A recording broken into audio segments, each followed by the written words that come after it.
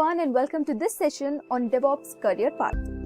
If you have been hearing the buzz about DevOps and wondering what it's all about or how to actually get into this exciting high-paying field, you're in the right place. DevOps is transforming how software is developed and delivered. It's all about speed, collaboration, automation, and reliability. And companies everywhere from startup to tech giants are hiring DevOps professionals to power their digital transformation. So stick around till the end of this video because we will unpack the most important tools in the DevOps toolkit and map out a clear career path to get started on DevOps journey. So whether you're just starting out or looking to level up, this session will help you understand how to break into DevOps and thrive. So here's what we will cover in this session. So first, we will cover top DevOps tools. So get familiar with the essential tools like Git, Jenkins, Docker, Kubernetes, Ansible, and more. Then, understand the different role, skill required, and how to grow in the field of DevOps. And moving on, we will discover the best certification that can validate your expertise and open job opportunities. And finally, we will go through some of the frequently asked DevOps questions and how to answer them smartly. But before we get started, please like, share, and subscribe to Edureka's YouTube channel and hit the bell icon to stay updated on the latest tech content from Edureka. Also check out Edureka's DevOps Engineer courses. It's designed to help you master core DevOps concepts like continuous integration, continuous delivery, and continuous monitoring using industry-leading tools such as Git, Jenkins, Docker, Puppet, Chef, and many more. The program also includes in-depth training in Linux, Python, AWS DevOps, Docker, and more, giving you a well-rounded skill set. Tailored for IT professionals, software developers, and operations managers, this advanced course equips you to manage the full DevOps lifecycle from development to deployment and beyond. So check out the course link given in the description box below. Now, let us get started with our first topic, that is top DevOps tools. Have you all ever imagined why DevOps tools are important? DevOps tools are essential for streamlining and enhancing the software development lifecycle. They enable teams to automate repetitive tasks, improve collaboration, and deliver software more reliably and efficiently. Here are some key reasons why DevOps tools are important. First is its automation and efficiency. Tools like Jenkins, Ansible, and Docker automate tasks such as testing, deployment, and configuration management. They reduces manual work, minimizes errors, and speeds up processes, enabling faster releases. Next is its collaboration and communication. Version control tools like Git and GitLab facilitate collaboration by allowing multiple developers to work on code simultaneously. DevOps tools also bridge gaps between development and operation teams, promoting shared responsibility and transparency. Consistency and reliability. Configuration management tools like Puppet and Chef helps enforce consistent environments, reducing "it works on my machine" issues. Infrastructure as code tools like Terraform enable the reproducibility of environments, ensuring reliable deployments. Next we have is the scalability and flexibility. Tools like Kubernetes and cloud management platforms like Terraform for multi-cloud make it easier to scale applications up or down, manage resources, and support dynamic business needs. Last is its continuous improvement. Monitoring tools like Prometheus and visualization platforms like Grafana provide real-time insights into system performance. This feedback helps teams identify issues early and optimize continuously for improved performance and user satisfaction. Moving on to a first concept, that is version control.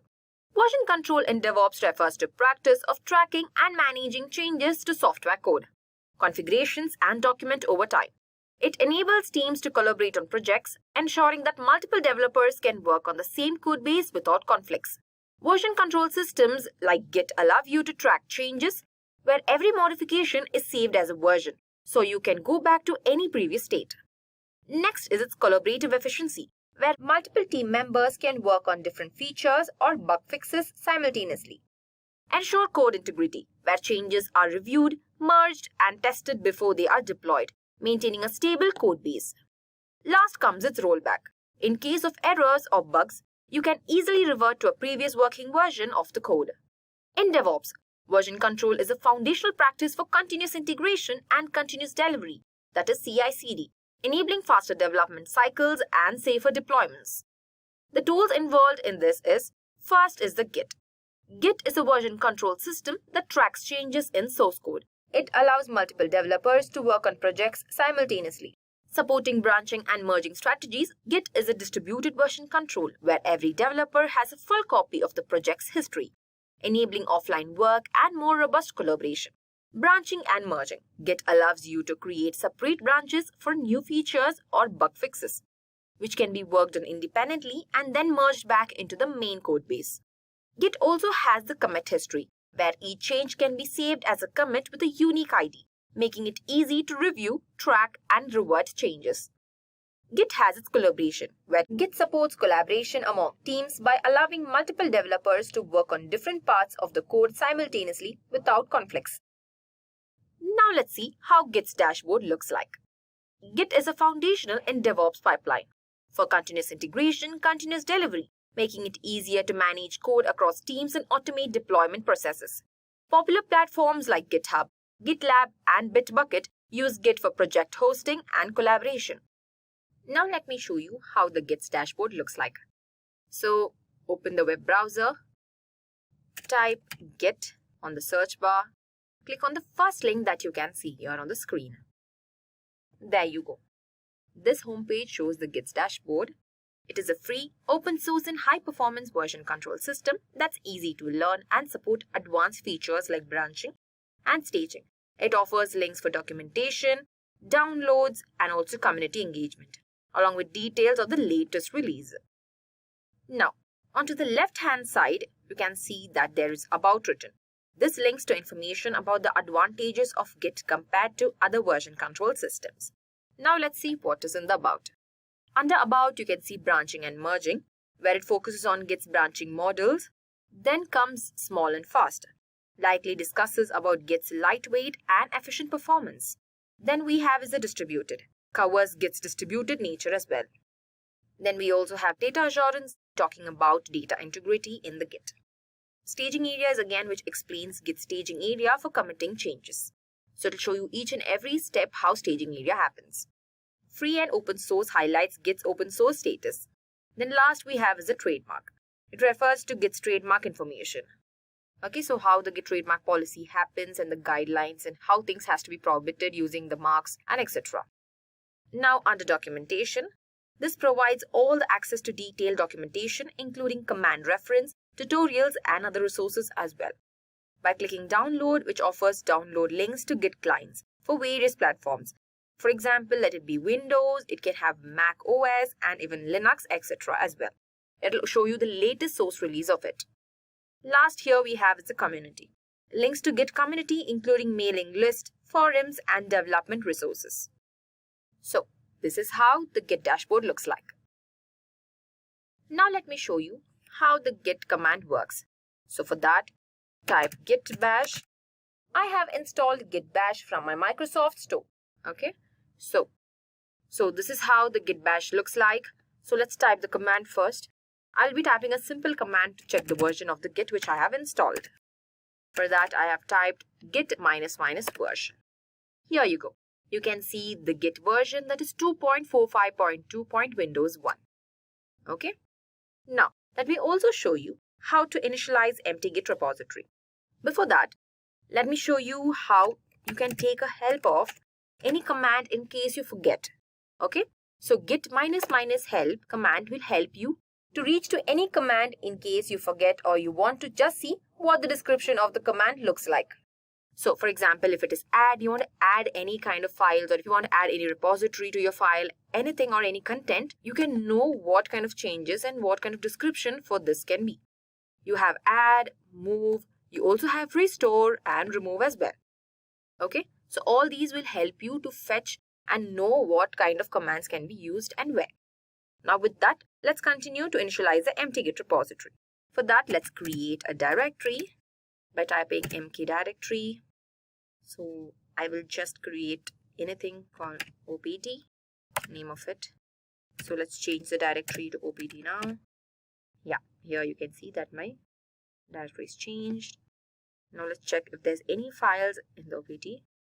You can see there's no files. Okay, now let's initialize the Git by typing git init. There you go. you can see initialized empty Git repository in the opt directory. Okay, now let's see what are the untouched files that we have.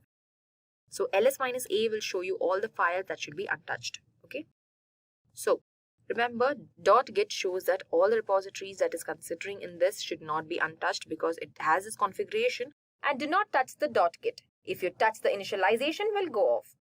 Okay, now let's remove the .git, or let's lose the .git from my opt repository. So for that, let me type rm-rf.git.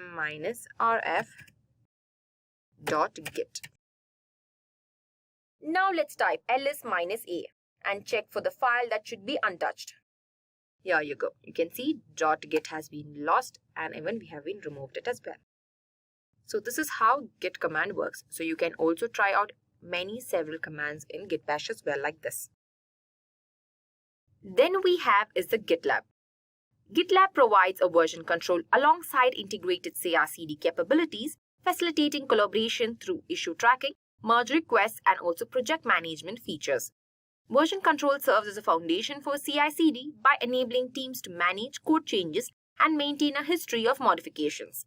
Code changes pushed to Git or GitLab trigger subsequent stages in the CI/CD process. Git is a web-based DevOps platform that provides a complete tool chain for software development, from version control to CI/CD. It helps teams collaborate on code, automate builds, test integrations, and deploy applications efficiently, all in one platform. With features like Git repositories, issue tracking, and pipeline automation, GitLab streamlines the development and deployment processes for faster, more secure, and software delivery. The video that is provided showcases the GitLab Enterprise homepage. This platform is designed to provide a comprehensive solution for software development and collaboration. Let me also show you how GitLab's dashboard looks like. For that, let's type GitLab, then click on the first link that you can see on the screen. Here you go. This is the home screen of the GitLab. So here from the left-hand side, we have platform, which is likely refers to the core GitLab platform, which offers features like version control, issue tracking, CI/CD pipelines, and more. When seeing on solutions, this section probably links to specific solutions or offering within the GitLab platform, such as security, DevOps, and AI. Coming to pricing, this likely leads to information about the different pricing plans and tiers for GitLab. Resources. This section might contain documentation, tutorials, and community resources for the reference. Then you can see here you have company. This could link to information about the company, its mission, and its team as well. You can also see we have Get Free Trial, a call to action to sign up for a free trial of GitLab. Here you can see Sign In button, a button for existing users to log into their GitLab account as well. So you can just type your username and password, or if you're not signed in, you can even create one as well. Overall, the homepage aims to convey GitLab's comprehensive approach to software development and its commitment to leveraging AI to enhance the development process. It highlights the platform's capabilities, encourages users to sign up for a free trial, and provides resources for further exploration as well. As we have seen, tools like Git and GitLab, which is a web-based DevOps platform that provides a complete toolchain for software development. Now let's see what CI/CD is. CI/CD is a continuous integration and continuous delivery. It is a DevOps practice that automates the software development lifecycle. Continuous integration, where developers frequently integrate code with a shared repository, where automated tests run to ensure code quality and detect issues early. Continuous delivery, which automates the process of preparing code changes for production, ensuring that updates can be deployed quickly and reliably. Together, CI/CD speeds up development, improves collaboration, and reduces the risk of errors during deployment. The tools included in CI/CD first is Jenkins, an open source automation server that supports building, testing, and deploying applications through pipelines. It integrates with various tools and plugins to create robust CI/CD workflows. Jenkins has continuous integration, where it automates code integration by triggering builds and tests upon commits, helping catch issues early and improve code quality. Then it is also having the continuous delivery, where Jenkins automates deployment after successful builds, ensuring consistent delivery to staging or production environments. Extensive plugin ecosystem. With over 1,800 plugins, Jenkins integrates with many tools, that is Git, Docker, Slack, to support diverse DevOps workflows. Pipeline as code. Jenkins allows CI/CD pipelines to be defined in code, that is Jenkins file, making workflows repeatable and version controllable. Declarative and scripted pipelines. Offers two types, that is declarative pipelines for simplicity and scripted pipelines for complex Groovy-based workflows. Then it's distributed builds. Jenkins can distribute tasks across multiple nodes, enabling parallel job execution for faster builds in larger projects. Extensive community support. Jenkins has a large community with comprehensive documentation and plugins, making it easy for teams to adopt and customize. Cross-platform and open source.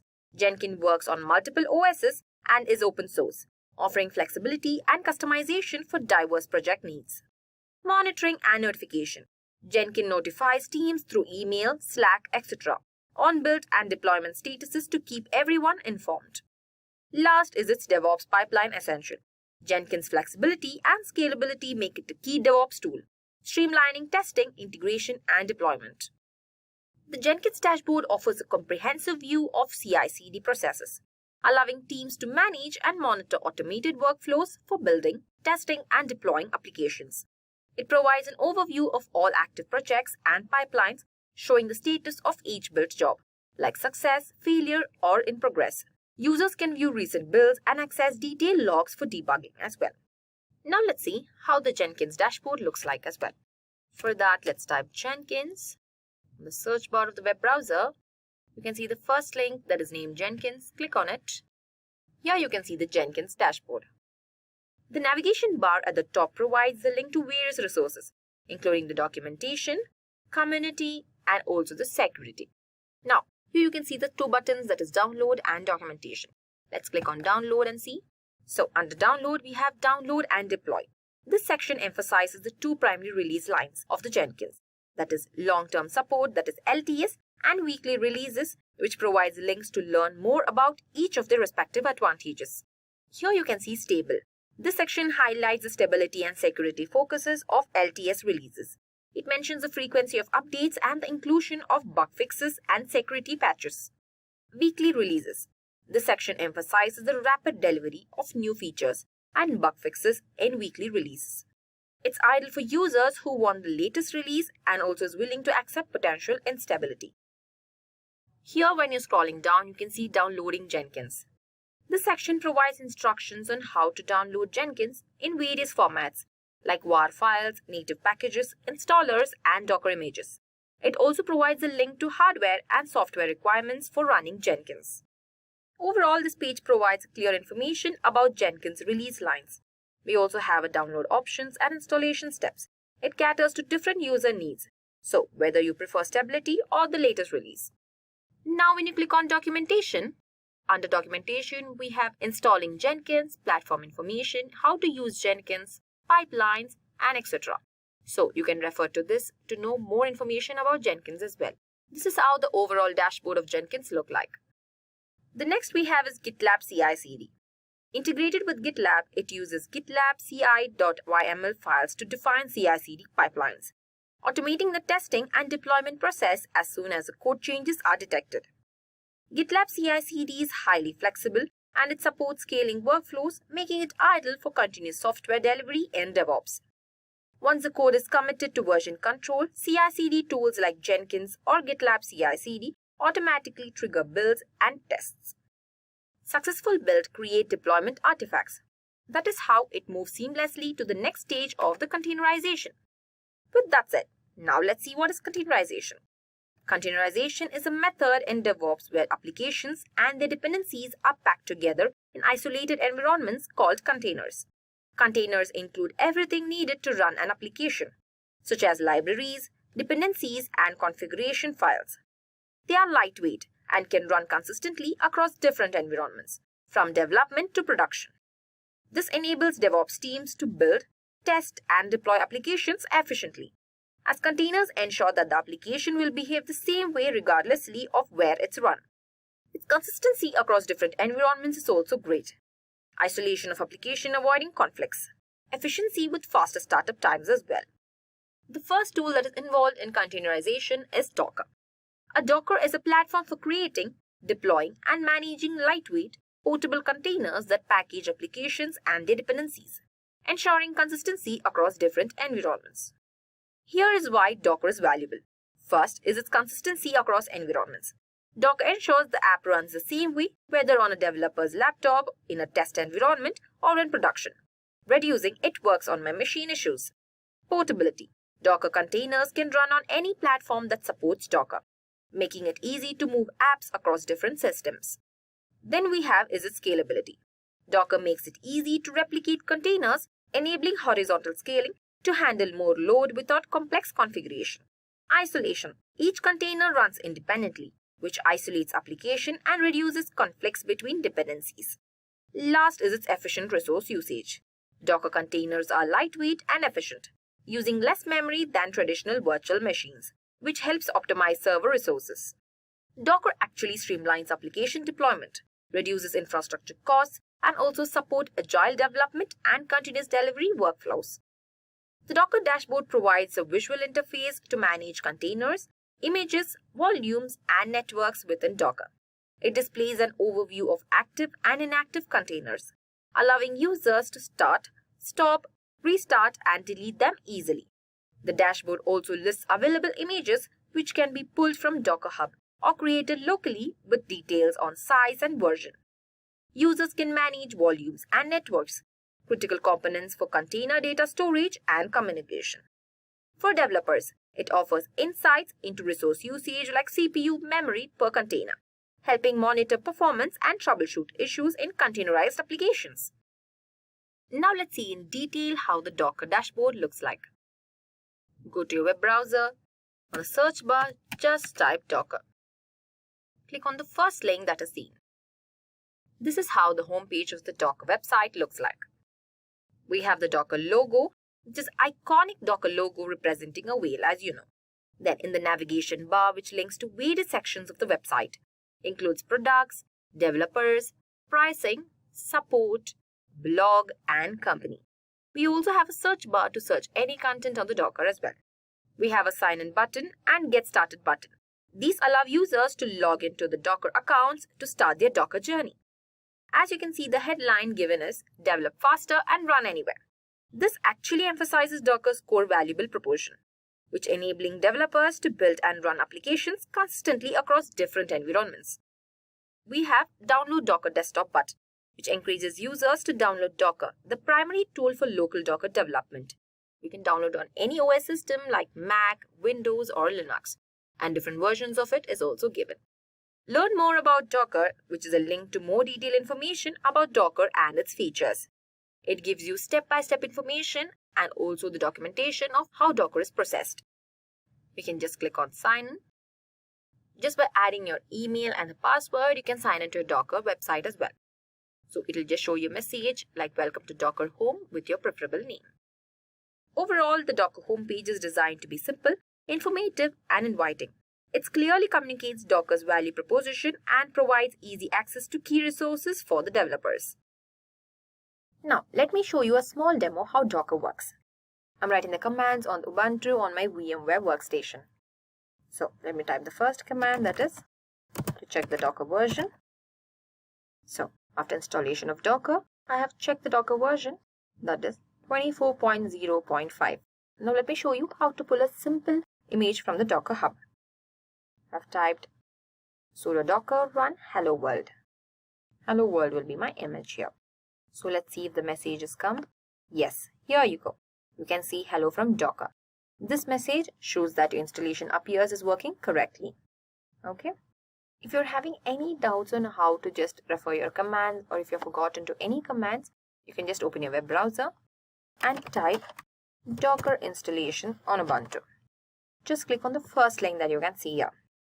Here you can see install Docker engine on Ubuntu. Here you'll be getting all the prerequisites and also all the installation methods, how to install using the apt repository. Everything will be given in this. So you can go through this or you can refer this to write your commands as well. The next tool we have is Kubernetes, an orchestration tool that manages containerized applications, automating deployment, scaling, and load balancing across clusters. Kubernetes is an open source platform designed to automate the deployment, scaling, and management of containerized applications. Here's what makes Kubernetes essential. First is the orchestration. Kubernetes automates the placement, monitoring, and management of containers across clusters, ensuring applications run reliably. Next is the scaling. It adjusts the number of container instances based on demand, handling load balancing automatically. Self-healing. Kubernetes restarts failed containers, replaces containers, and kills containers that don't respond to user-defined health checks. Then we have the rollouts and rollbacks. Kubernetes can manage updates to applications, allowing smooth rollouts and rollbacks with minimal downtime. Then is the service discovery and load balancing. It provides built-in load balancing and service discovery, simplifying networking and containerized applications. Last is the resource management. Kubernetes efficiently distributes and allocates resources, maximizing the hardware's utilization. The Kubernetes dashboard is a web-based interface for managing and monitoring Kubernetes clusters. It provides an overview of the cluster's resources, including namespaces, nodes, and workloads such as deployments, replica sets, and pods. Through the dashboard, users can easily view the status of applications, checks the error, and also see resources usage metrics like CPU and memory. It also allows for simple management tasks like deploying containerized applications, scaling deployments, and performing basic troubleshooting. Additionally, the dashboard offers insights into configuration maps, secrets, and persistent storage, enabling users to manage configuration and storage within the cluster. After the CI/CD process generates deployable artifacts like Docker images, Docker packages these applications into containers. Kubernetes then manages these containers, orchestrating their deployment and scaling as needed. Next, we will see about the configuration management. Configuration management is a vital component of DevOps that ensures computer systems, servers, and software are maintained in a desired and consistent state. It involves tracking and controlling changes to software and hardware components, which helps prevent problems between environments. By automating the deployment and configuration of systems, configuration management reduces manual errors and accelerates processes. It also includes version control, allowing teams to track changes and roll back to previous configurations when necessary. This practice fosters consistency across development, testing, and production environments, ensuring that applications run smoothly regardlessly of the setting. Common tools used in configuration management include Ansible, Chef, Puppet, and SaltStack, each offering unique features for automating system management and enforcing configuration as code. Overall, effective configuration management streamlines infrastructure management, enhancing reliability and efficiency in software delivery. The tools included in the configuration management is, first we have is Ansible. Ansible is an automation tool that simplifies configuration management, application deployment, and orchestration through YAML-based playbooks. It's agentless and can manage multiple servers simultaneously. Ansible provides a visual interface for managing automation tasks, playbooks, and also inventory, enabling users to monitor playbook runs, organize hosts, and also manage roles securely. Tools like AWX and Ansible Tower support these dashboards, simplifying task management and fostering team collaboration. I will just show you how the Ansible website looks like. So just type Ansible. When you scroll down, just click on the first link that you can see Homepage Ansible Collaborative. This shows the homepage of the Ansible website. On the navigation bar, you can see links to documentation, Galaxy, forum, resources needed for your references, and also Ansible automation platform as well. So when you scroll down, you have a small brief of what Ansible is. Here there's a link to how Ansible works. So you have a detailed view of how Ansible works, its efficiency architecture, credentials of Ansible, and so on as well. So here under documentation, we have project documentation and Ansible automation platform. So when you click on project documentation, here there is an Ansible community documentation where it offers you how to install the Ansible package. You can also run your first command and how to start writing your Ansible playbooks. Everything for the user is also given here. Under developers, you can see how to set up your development environment, learn how Ansible works, You can also write custom modules and plugins as well. Overall, the homepage aims to introduce Ansible as a powerful automation tool. It encourages community engagement and knowledge sharing. It also provides easy access to documentation and the resources as well. Provides and promotes the use of Ansible through Ansible automation platform. I'll just show you a small command how Ansible can just be written. So for that, just type Ubuntu. This Ubuntu app can be installed from the Microsoft Store itself. So after creating all the needed credentials, I've also installed Ansible. You can also install Ansible from the documentation which I have shown. So let's just type Ansible -- version to check what version of Ansible I have. Here you go. You can see I have the Ansible core version of 2.16.11. And even the configuration file is also given, the configured module search path, Ansible Python module location and where is it installed. I also have the collection location of the Ansible, executable location of my Ansible, Python version that is 3.10.12 and etc. as well. So this is how you can just type your commands of the Ansible in your Ubuntu. The next tool we have is Puppet. It is a DevOps configuration management tool that automates the setup and maintenance of servers, ensuring consistent infrastructure across environments. With a central control system, Puppet manages multi-servers, corrects configuration drift, and also works across various platforms, helping teams streamline complex setups and maintain reliable, scalable systems. The Puppet dashboard is a user interface that allows DevOps teams to manage, monitor, and visualize their infrastructure managed by Puppet.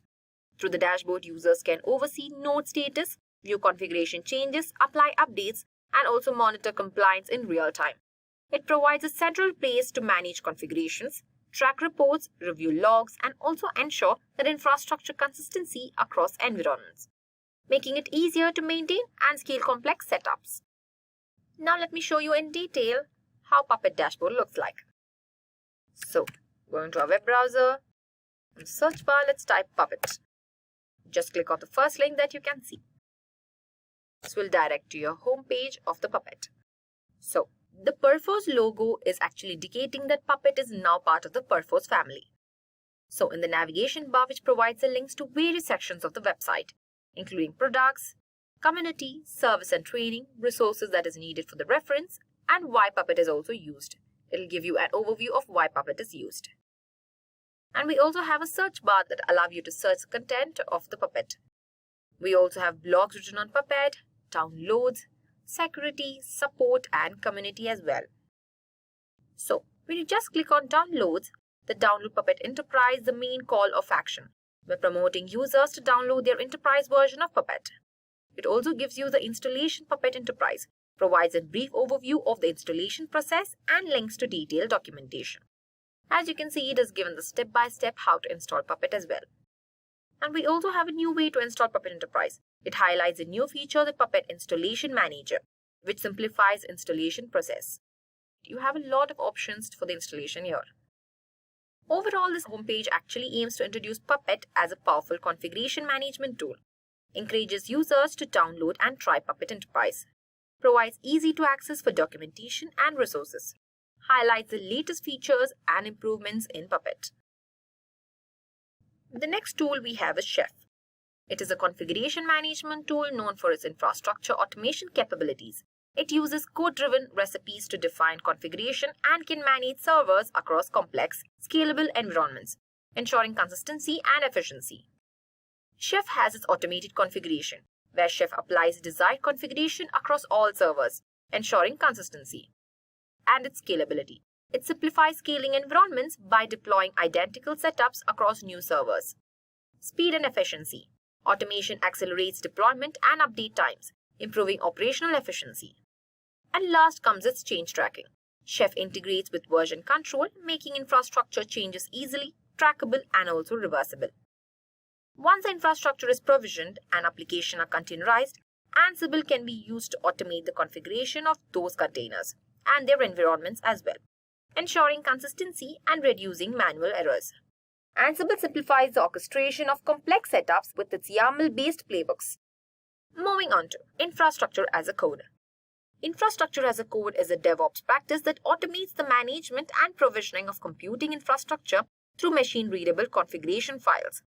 This approach enables consistent, repeatable, and scalable setups by allowing teams to define infrastructure using code stored in version control. The key benefits of IAC include minimizing human errors, enhancing productivity, and also accelerating deployment times across development, testing, and production environments. The tool that is included in the infrastructure as a code is Terraform. Terraform is an open source tool that allows users to define infrastructure using a declarative configuration language, enabling provisioning across multiple cloud providers. Terraform are visual tools that help manage and monitor infrastructure as a code. Deployments created with Terraform. They provide features such as state management, which shows the current status of resources, and also the ability to visualize planned changes before applying them. These dashboards enhance team collaboration by offering shared visibility into infrastructure changes and also integrate with version control systems to track updates. Additionally, they enable real-time monitoring of infrastructure components, facilitating quick issue resolution. Tools like Terraform Cloud and Terraform Enterprise offer these capabilities, improving overall efficiency in infrastructure management. Now let me show you in detail how Terraform website looks like. Let's type Terraform. And here you can see Terraform by HashiCorp. So let's click on that. In the navigation bar, which provides the link to various sections of the website, overview, registry, we have also use cases, how Terraform community has been published, and we have tutorials to it, we have documentations, how Terraform can be installed, overview of Terraform as well. And we have a community. The search bar here is given to get any content from the Terraform. We have a download Terraform button, which prompts users to download the Terraform CLI tool. So let's click on download option. Here you can see list to the supported operating systems like Mac OS, Windows, Linux, FreeBSD, OpenBSD, and etc. For each operating system, it offers two primary methods. One is the package manager and the binary download. Here it also talks about the release information, which provides information about the latest Terraform release, including the version number and the release notes. So when you click on tutorials, you can have all the reference tutorials of how Terraform can be implemented. So when you click on documents, you can see docs overview. They just give you the overview of the Terraform and how configuration languages works in Terraform, what is the Terraform CLI, and etc. Here you also have a sign in button which allows users to log into their HashiCorp accounts to create a new account as well. Overall, the homepage aims to introduce Terraform as a powerful tool for infrastructure management, highlight its key features and benefits, encourage users to download and start using Terraform. It also provides a link to resources for learning and support. This is how the overall dashboard of the Terraform looks like. Terraform provisions the required infrastructure of application and services. This infrastructure can be configured and managed using tools like Ansible, bridging the gap between the IAC and configuration management. Moving on to a last concept, that is monitoring and logging. Monitoring and logging are essential components of the robust DevOps strategy, enabling teams to maintain system health, troubleshoot issues, and optimize performance. Now let's see what is monitoring. Monitoring involves continuous observing the performance and health of application and infrastructure. This includes tracking metrics such as CPU usage, memory consumption, response time, and error rates. Effective monitoring helps teams to detect issues early, identify and respond to performance bottlenecks and outages before they impact users. Then is its improved reliability. Ensure systems are functioning optimally, enhancing overall user experience. Last is its optimized resources. Analyze performance trends to make informed decisions about scaling resources. Logging involves collecting and storing detailed records of events and activities within applications and infrastructure. This data is crucial for understanding system behavior and diagnosing issues. The key aspects of logging include audit trails, which maintain a history of changes and actions for compliance and troubleshooting. Next is its error tracking.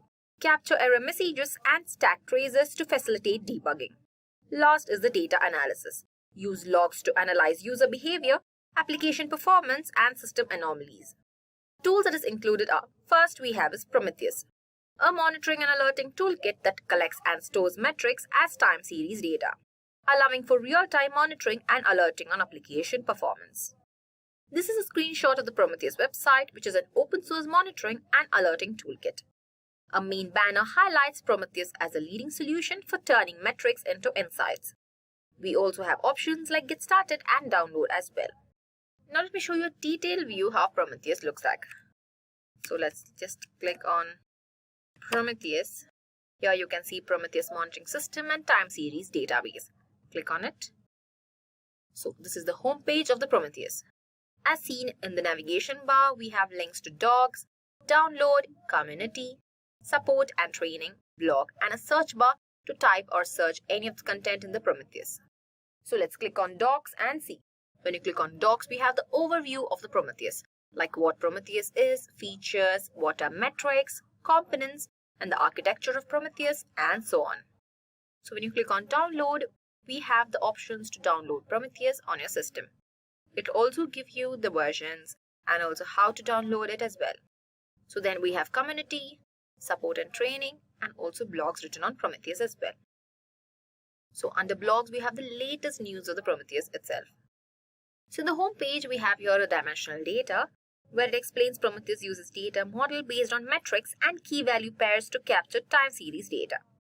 Then it is a powerful query as well, where Prometheus offers PromQL. It is a query language for extracting and analyzing data.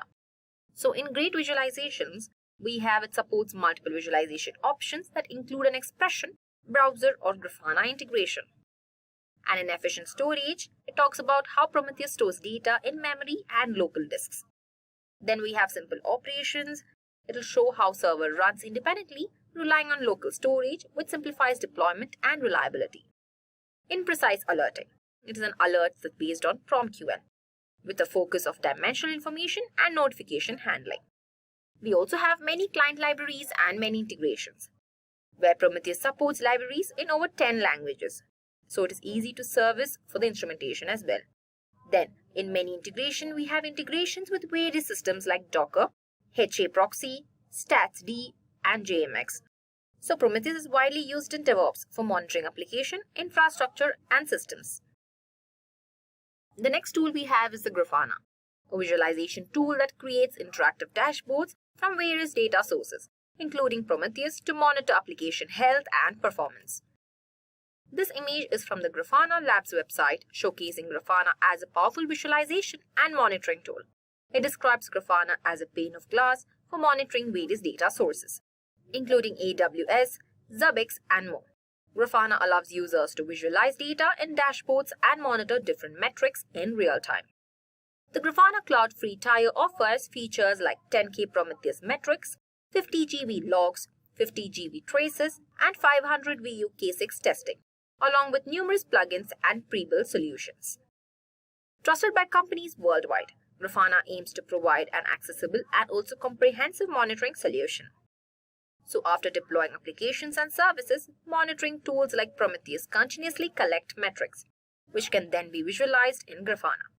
This feedback loops informed developers to perform issues, which may also lead to further code changes and trigger the CI/CD cycle again. Now let's see the conclusion of what we have learned. These tools in one stream of DevOps will make the software development lifecycle more efficient in organizations.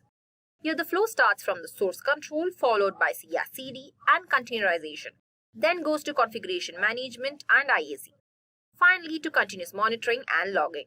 This cycle brings innovation in collaboration and automation, also with rapid results in deploying high-quality software and allowing teams to work together more effectively and respond quickly to changes. So, mastering these skills will widely enhance your capabilities in the field of DevOps towards developing high-efficient and reliable software programs.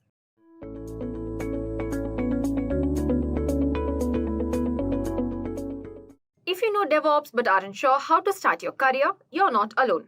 With companies seeking DevOps skills, it's a great time to jump in. Have you all ever imagined what is DevOps career path? A DevOps career path typically involves several stages, each building on technical skills, hands-on experience, and a deep understanding of both development and operations. Here is an overview of typical DevOps career progression. First is the entry level, which focuses on basic automation, cloud management and maintaining CI/CD pipeline. Key skills include scripting and containerization. The second level, which is also called as the intermediate level, which involves optimizing infrastructure, improving deployment processes, and managing larger scale systems, which requires advanced cloud and automation expertise. The last level is the senior level, which oversees DevOps strategy, system architecture, and security. Involves leading teams and designing scalable, robust infrastructure solutions. So, each step in this path typically requires continuous learning, certification, and hands-on experience, networking with peers, contributing to open source projects, and staying up to date with industry trends, which are also key to advancing in DevOps career. Let's see the roles for each level in the DevOps career prospects. First is the entry level, second comes the intermediate level, last is the senior level. The roles of entry level are, first is DevOps engineer, then comes the junior DevOps engineer. In the intermediate level, first role is DevOps specialist, then comes the DevOps analyst. In the last level, that is the senior level, the roles are DevOps architect and the DevOps lead. The growing demand. According to Blog, the DevOps professionals significantly impact a range of industries. 37% operate with the technology sector, financial services and consumer sectors also exhibiting substantial engagement. This diversity showcases DevOps as a key driver of efficiency and innovation across various fields. These figures demonstrate an extensive reach of DevOps methodologies beyond its tech industry into diverse fields such as healthcare, telecommunication, and government, where they also drive efficiency and innovation. Moving on to detailed view on the career prospects of DevOps. The career prospects of DevOps can be divided into various levels, each with its own set of responsibilities, required skills, and opportunities for growth. Responsibilities define the scope of work and also help in setting clear expectations for a DevOps role, ensuring smooth operations and alignment with business goals. Next is the required skills, which are essential for efficient execution of tasks and career progression. They also enable professionals to adopt best practices, manage infrastructure effectively, and also stay competitive in a fast-evolving field. Last comes the opportunities for growth, which highlight the potential for career advancements, motivating continuous learning and allowing professionals to transition into higher-level roles or more specialized areas within DevOps. Let's see the roles and responsibilities of entry level, having the role DevOps engineer and the junior DevOps engineer. The roles and responsibilities are assist in setting up and maintaining CI/CD pipeline, manage cloud resources and on-premises infrastructure, automate routine tasks with scripts, monitor system performance and troubleshoot issues, collaborate with development and operation teams. Let's also see the essential skills of entry level. Understanding of Docker and basic Kubernetes, familiarity with cloud platforms like AWS and Azure, proficiency in Git, scripting skills like Bash or PowerShell, basic Linux and Windows administration knowledge. Moving on to the main prospect, there's a salary prospect of entry level. The average annual salary in India for the entry level having 0 to 2 years of experience, the salary attained is 5 to 8 lakhs per year. The average annual salary for United States in the entry level having 0 to 2 years of experience, the salary attained is $70,000 to $90,000 per year.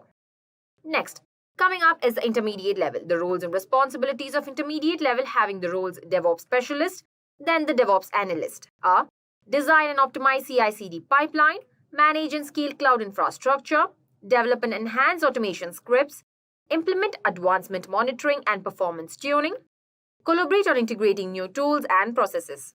Let's also see the essential skills needed for intermediate level. Advanced CI/CD tools like Jenkins, expertise in IAC tools like Terraform, in-depth knowledge of Docker, strong experience with cloud platforms like AWS, advanced scripting like Bash and Python and even automations. Moving on to the salary prospect of intermediate level is the average annual salary in India having 3 to 5 years of experience, the salary attained is 10 to 18 lakhs per year. The average annual salary for United States having 3 to 5 years of experience, the salary attained is $100,000 to $130,000 per year. Intermediate level DevOps roles offer competitive salaries and involve managing complex tasks with growth opportunities into senior and specialized positions. Now, moving on to the last level, that is the senior level. The roles and responsibilities of DevOps architect and the DevOps lead are design and implement scalable DevOps frameworks and infrastructure, lead and mentor DevOps teams, oversee project execution, develop and execute strategies for CI/CD, automation, and cloud infrastructure, integrate new tools and optimize processes for performance and efficiency. The essential skills for senior level is expertise in DevOps architect and infrastructure, leadership and team management, strategic planning and advanced tools like CI/CD, IAC, Kubernetes, and cloud platforms, strong understanding of security and compliance. The salary prospect of senior level is, in India, the average annual salary having 5+ years of experience, the salary attained is 18 to 30 lakhs per year. The average annual salary for United States having 5+ years of experience, the salary attained is $130,000 to $180,000 per year. Moving on to the certification. This DevOps certification adds a credibility tag to your skills, making the job search very important. It means higher salary and career growth, with added advantage of being updated at all times on current tools and best practices. The certification does not only stand, but it also gives a huge advantage in the job market.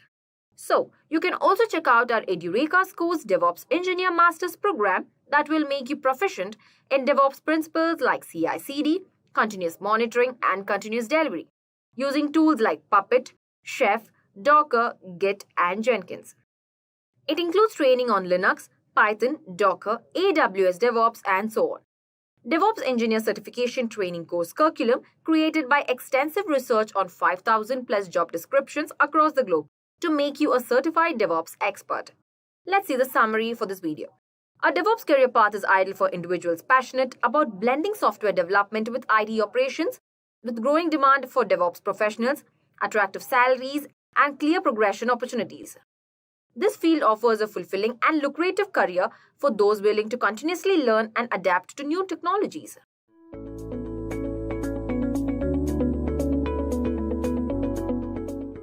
The demand for DevOps certifications reflects the importance of DevOps practices in today's IT domains. Both individuals and organizations recognize the value of certificates in validating expertise and facilitating career and business success in the ever-evolving DevOps field. DevOps job opportunities have increased due to organization increasing adoption of DevOps practices across various industries. DevOps professionals are in high demand to help companies improve their software development and IT operation processes. Some of the job opportunities in the DevOps field include DevOps engineers, site reliability engineers, automation engineers, cloud engineers, infrastructure as code specialists, and there are many more exciting job opportunities in the field of DevOps. DevOps certification typically covers a range of tools, including Git, GitHub, Jenkins, Docker, Kubernetes, Ansible, Puppet, Chef, Terraform, DevOps, and many more. Along with the tools, the skills essential for implementing DevOps practices effectively are managing source code, building automated pipelines, code integration, automated testing, and creating and managing containers.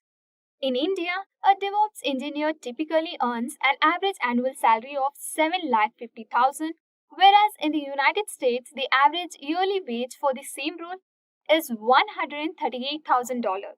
Now, let's explore the top 5 DevOps certifications one by one. DevOps certifications are recognitions given to individuals who have showcased their proficiency in different facets of DevOps methodologies, principles, and tools. These top 5 DevOps certifications are significant for individuals aiming to progress in their careers and companies searching for adept DevOps professionals. They function as a means to verify and highlight one's expertise and capabilities in DevOps. At top 1, we have AWS Certified DevOps Engineer Professional Certification. AWS DevOps offers significant growth potential and enhances team productivity across diverse projects. Embracing AWS DevOps culture, practices, and tools lead to high performance and faster product delivery, boosting customer satisfaction. To secure a rewarding job with an attractive salary in this field, consider earning the AWS Certified DevOps Engineer Professional Certification. So let's now explore and determine the intended audience for this exam. This certification is for those with 2+ years of AWS experience, having coding skills, DevOps knowledge, continuous delivery expertise, as well as security and monitoring capabilities. So what's required to obtain this certification?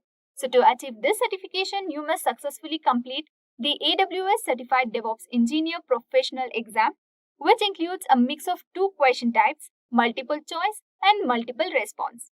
So now let us go through the overview of the exam. The exam is at the professional level and allows 180 minutes for completion with a fee of $300.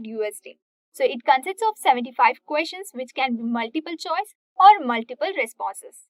You may also check out the AWS DevOps Engineer Certification Training course from Edureka that provides live interactive learning, lifetime access, hands-on project-based learning, and many more.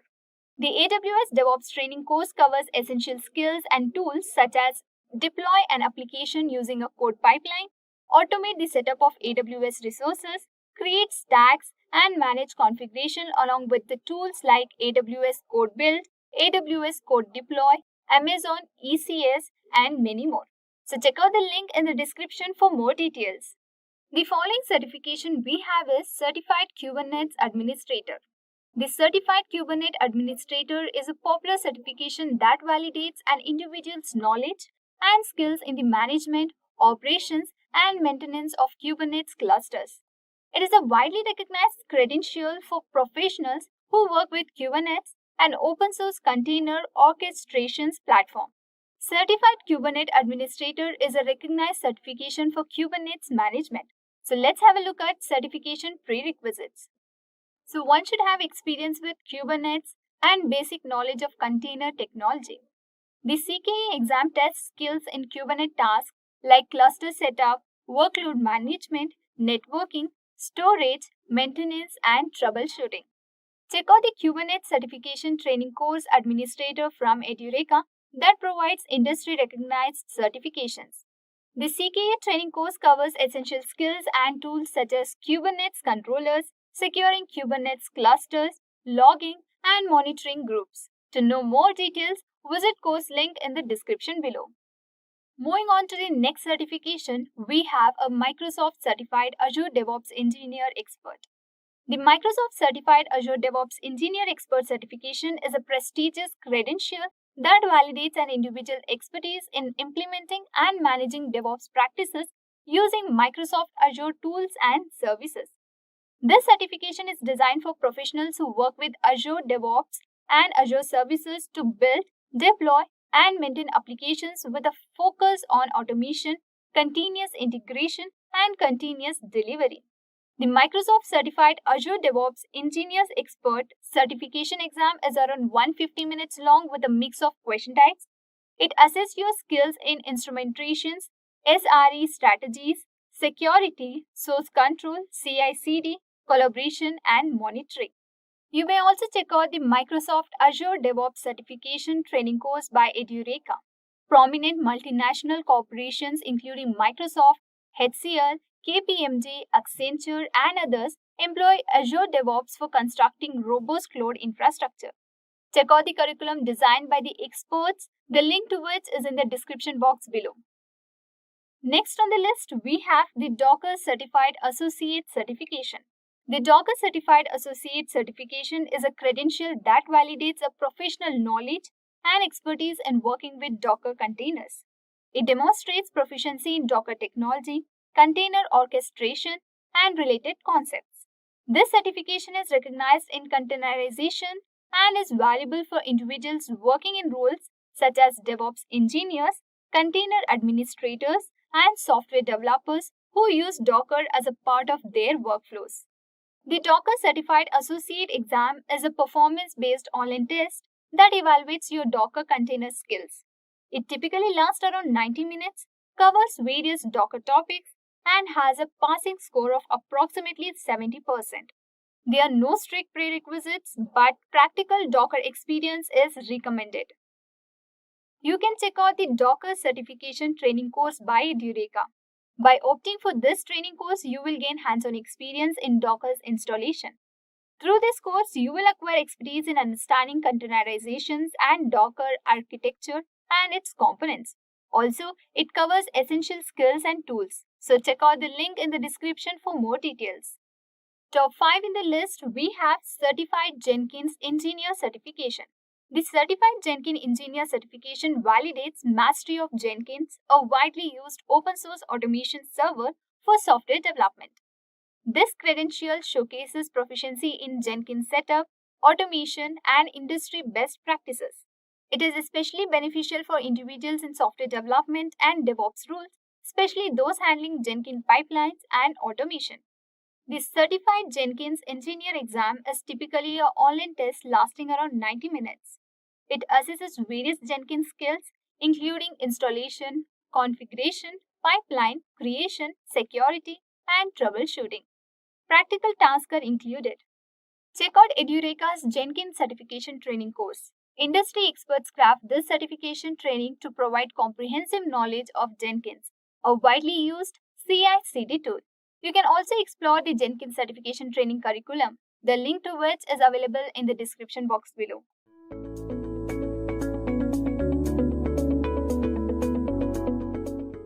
Have you all ever imagined why DevOps is so important? DevOps enables faster, more reliable software delivery by improving collaboration between development and operations team. It reduces release cycles, minimizes risks, and also enhances product quality through automation, continuous integration, and proactive monitoring. By adopting DevOps, organizations can respond quickly to market demands, ensure stability, and also innovate at scale. With that said, let's see the first question in the basic level. What is DevOps? DevOps is a collaborative approach that integrates software development and IT operations to accelerate the delivery of high-quality software. It also emphasizes automation, continuous integration, and continuous delivery, aiming to improve communication, streamline workflows, and also enable faster, more reliable releases. By fostering a culture of collaboration and leveraging tools for monitoring, infrastructure as code, and automation, DevOps allows teams to innovate rapidly while maintaining stability and scalability. Let's move to the second question. What are the principles of DevOps? The principles behind DevOps are: first is continuous deployment. Then comes infrastructure as a code. Next, automation. Moving on to monitoring. Last is the security. Let's see the third question now. Explain some popular tools of DevOps. Here are some popular tools of DevOps such as: first we have is Jenkins. Jenkins is a DevOps tool for monitoring the execution of repeated tasks. Jenkins is a software that allows continuous integration, and it will be installed on a server where the central build will take place. Then we have is Ansible. Ansible is a leading DevOps tool. Ansible is an open source IT engine that automates application deployment, cloud provisioning, intra-service orchestration, and other IT tools. Then we also have Nagios. Nagios is one of the more useful tools for DevOps. It can determine the errors and rectify them with the help of network, infrastructure, server, and log monitoring systems. The next tool is Docker. Docker is a high-end DevOps tool that allows building, ship, and also run distributed applications on multiple systems. The last tool we have is Git. A Git is an open source distributed version control system that is freely available for everyone. It is designed to handle minor to major projects with speed and efficiency. Moving on to the fourth question. What are the prerequisites for DevOps implementation? Following are some of the useful prerequisites for DevOps implementation. Those are: proper communication between the team members, at least one version controlled software, automated testing, last is the automated deployment. Now let's see the fifth question. What are the core operations of DevOps with application development and infrastructure? First, let's see application development. Under that, we have code building, code coverage, unit testing, packaging, last is the deployment. Same as under infrastructure, we have provisioning, configuration, orchestration, last is the deployment. Let's see the sixth question now. What are the key components of DevOps? The most important key components of DevOps are continuous integration, continuous testing, continuous delivery, last is a continuous monitoring.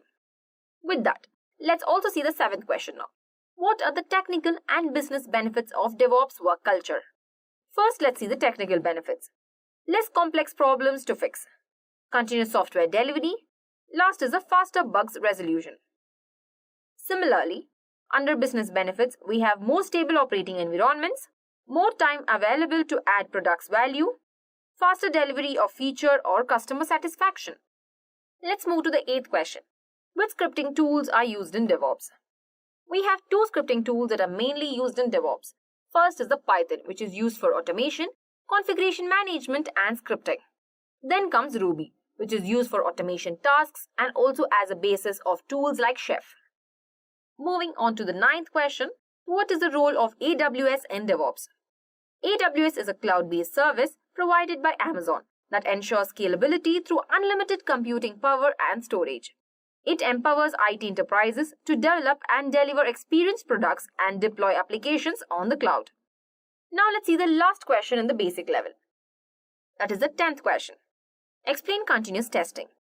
Continuous testing is a technique of running automated tests as a part of a delivery pipeline to quickly get feedback on the business risks associated with the software release candidate.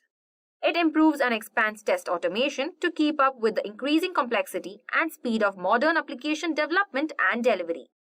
With that, let's start with the intermediate level questions. So moving on to the 11th question in the intermediate level. What is continuous integration and continuous deployment and why are they important in DevOps? So the answer is, continuous integration is a practice of automating the integration of code changes from multiple contributors into a shared repository.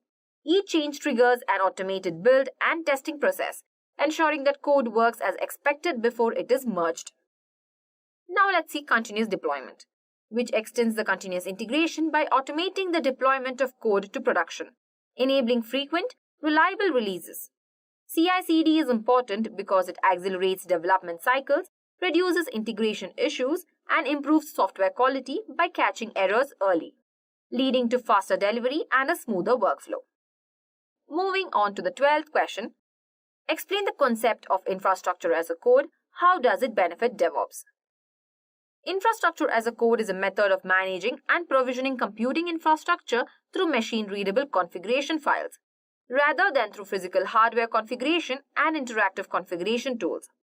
Benefits of infrastructure as a code include, first we have its consistency and repeatability, which reduces human errors and also ensures that environments are identical.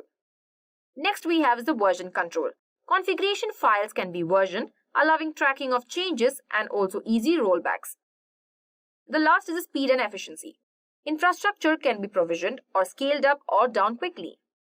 Let's see the 13th question. How does a DevOps pipeline work and what are the main stages in a typical CI/CD pipeline? A DevOps pipeline automates the process of code building, testing, and deployment, ensuring smooth and efficient software delivery. The typical stages include, first is the source, version control management, where code changes are detected. Then comes build, code compilation or build phase to create deployable artifacts. Next is test, automated testing to verify code quality and functionality. Then comes deploy, delivery to staging or production environments. Last is the monitor, ongoing monitoring of application performance and logs. Each stage has automated steps that reduce manual interventions and ensure reliable results. With that, let's see the 14th question as well. What is containerization and how does it differ from virtualization? Containerization involves bundling an application with its dependencies, libraries, and configurations into a container image that can run consistently across any environment. Virtualization involves creating multiple virtual machines, that is VMs, on a single physical machine, each with its own OS and resources. The difference between the containerization and virtualization are, containers share the host OS kernel and are more lightweight and faster to start than VMs. VMs are heavier, require more resources, and include a full OS, making them more isolated but less efficient for rapid deployment. Now let's see the 15th question. How does Kubernetes support DevOps?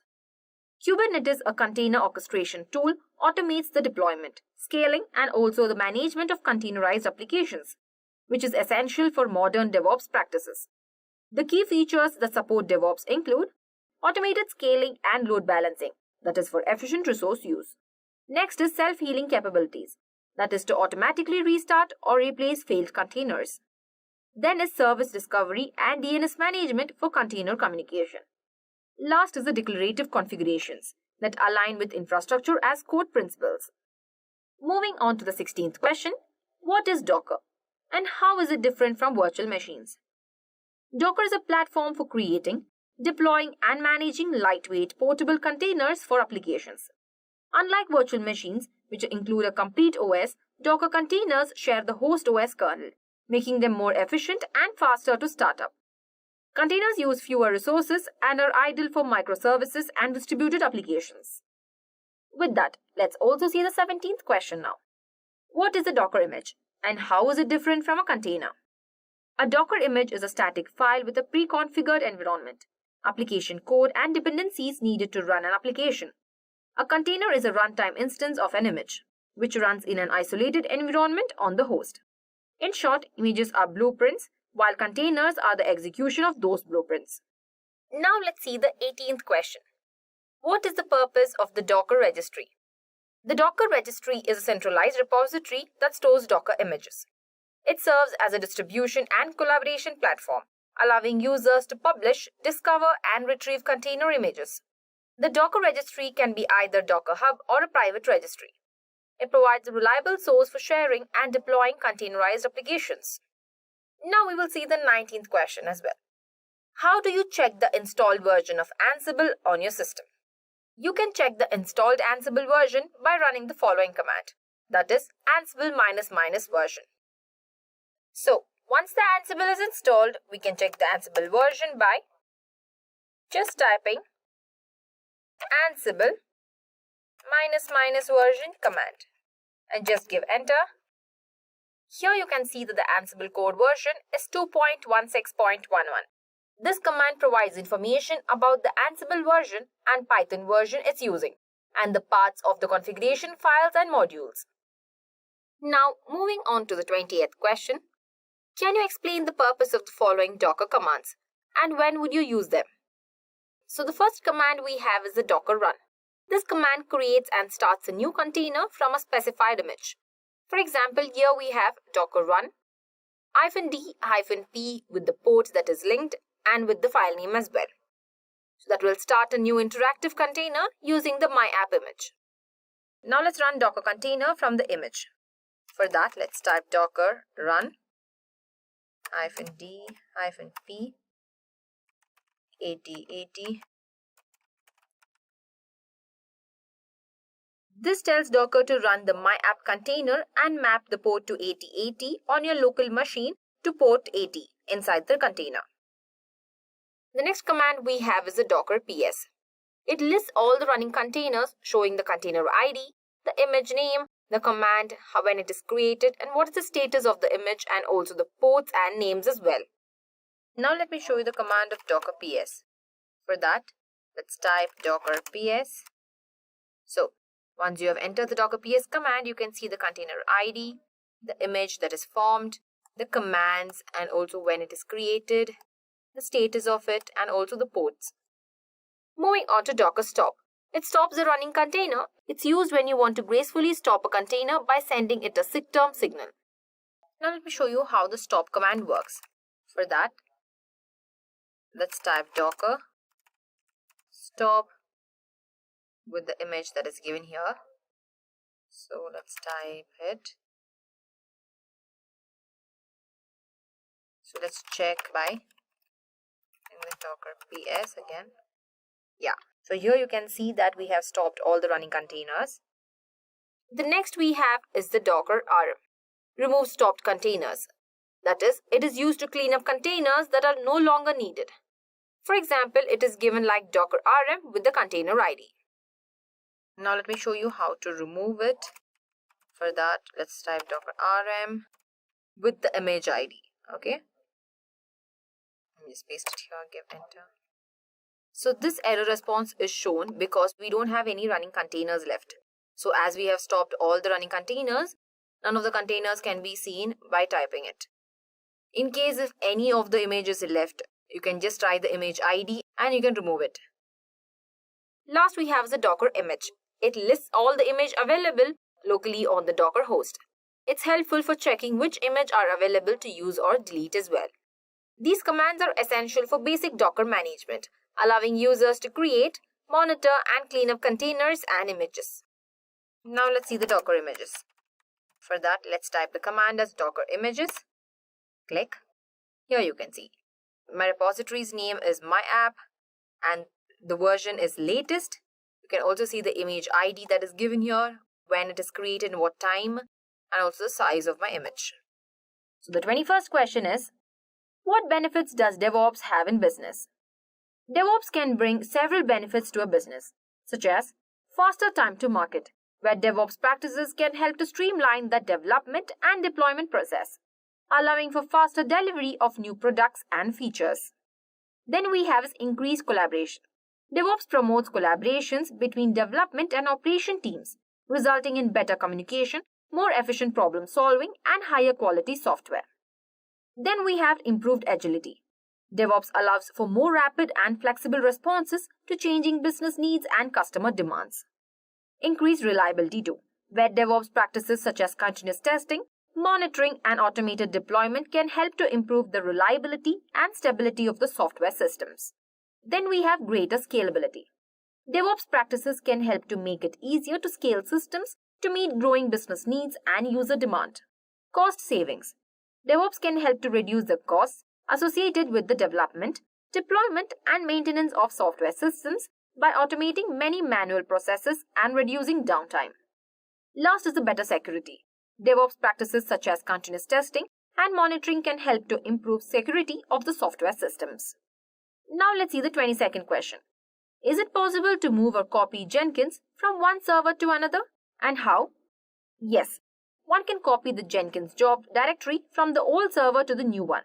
To move a job from one Jenkins installation to another, one can simply copy the required job directory. Another method is to create a clone of an existing job directory with a different name. Another way is to rename an existing job by renaming the directory. However, in this method, one needs to change any other job calling the renamed job.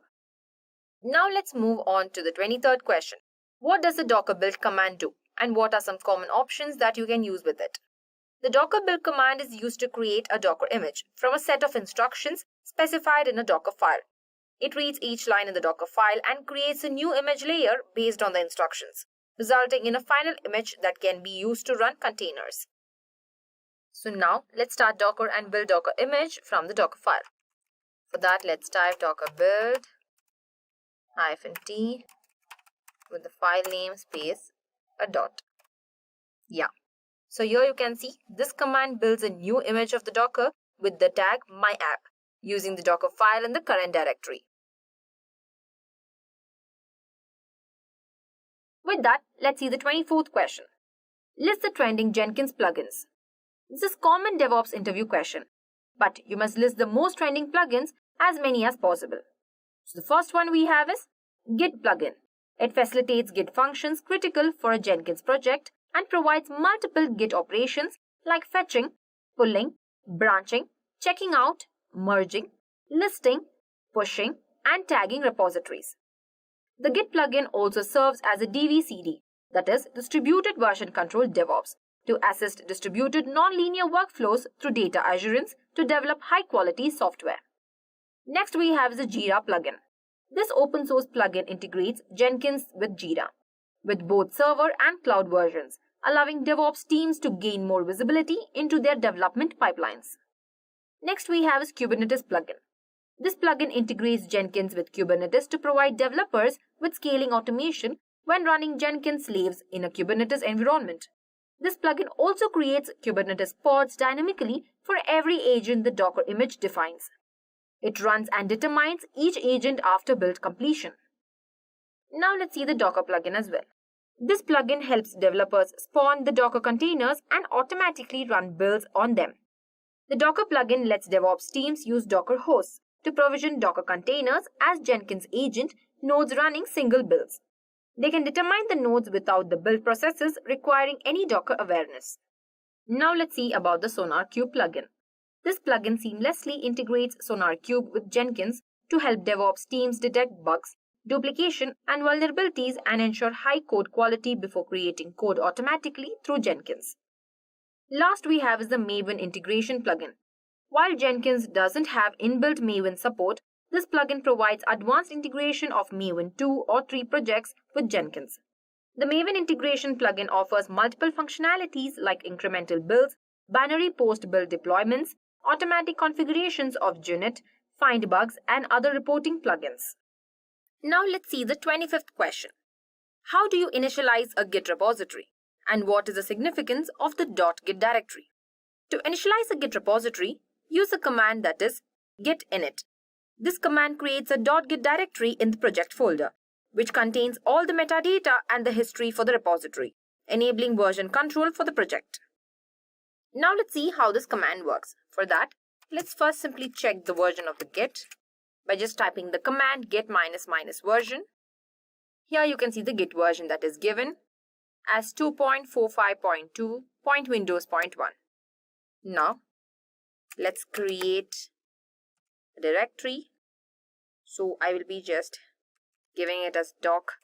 So let's make it cd doc ls. Okay. So now so here I've typed ls-a, where ls command lists all the files and directories in the current directory. And the -a flag is a short for all, includes all the hidden files and directories in the list. Now, totally, ls-a will display all files, including the hidden ones which are not shown in regular ls command.